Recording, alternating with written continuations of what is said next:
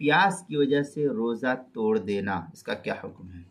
चुनांचे अगर रोज़ेदार को प्यास की शिद्दत की वजह से हलाकत और मौत का खौफ हो गया हो, या अक़ल में कमी आ गई, फतूर आने का ख़तरा हो गया हो, कमी आ गई हो या आने का ख़तरा हो, तो इस सूरत में पानी पीकर जान बचाने की इजाज़त होगी। अब इस सूरत में जब रोज़ा तोड़ा है तो इस रोज़े की क़ज़ा लाजिम है, कफ़ारा उसके ज़िम्मे लाजिम नहीं होगा।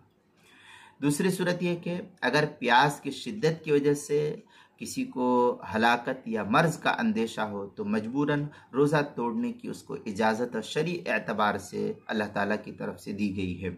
सिर्फ इस रोज़े की क़ज़ा बाद में लाजिम होगी, कफ़ारा लाजिम नहीं होगा।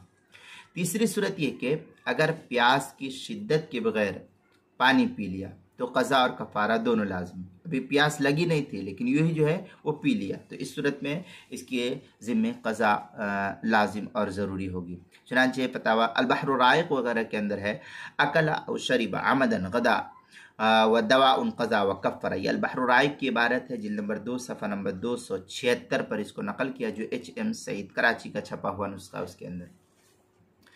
चौथी सूरत ये कि मसलन आतिश ज़दगी की वजह से शदीद प्यासा हो गया, कहीं कोई आग लग गई थी या और कोई सूरत हाल उसके साथ पेश आई, अब वहाँ पर वो गया आग बुझाने के लिए, अब उसकी वजह से उसको बहुत ज़्यादा सख्त प्यास लग गई और जान का ख़तरा हो गया, तो इस सूरत में जान बचाने की गर्ज से पानी पीने की सूरत में सिर्फ उस शख्स पर, रोज़ेदार पर क़ज़ा लाजिम होगी, कफ़ारा लाजिम नहीं होगा।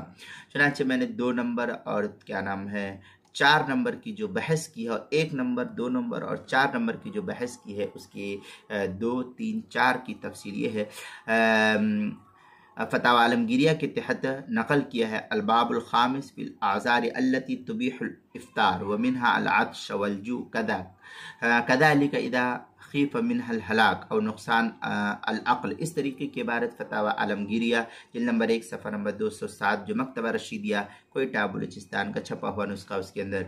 इसी तरीके से रोज़े के मसाइल का इंसाइक्लोपीडिया हरूफ तहजीब पा उन्वान है, प्यास की वजह से रोज़ा तोड़ देना, सफ़ा 59 पर इसको नकल किया गया है, आप वहाँ भी देख सकते हैं।